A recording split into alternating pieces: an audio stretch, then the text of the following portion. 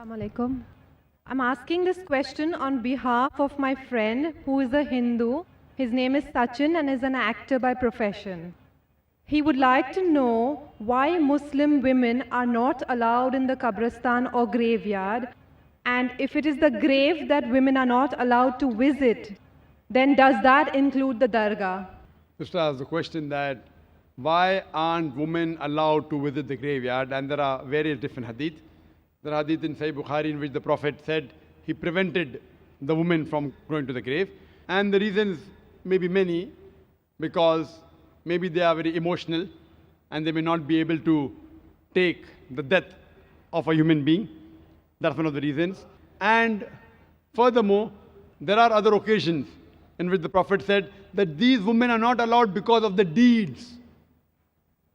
That may restrict certain women because of their deeds. So this is the reason why women are not permitted into the grave. Though there are scholars, other scholars, who do say that there are different hadiths in which the Prophet did permit certain women to go, depending upon the context. As far as the question is concerned that about the grave, the beloved Prophet ﷺ said that a person should visit the grave, it will remind you of your akhirah.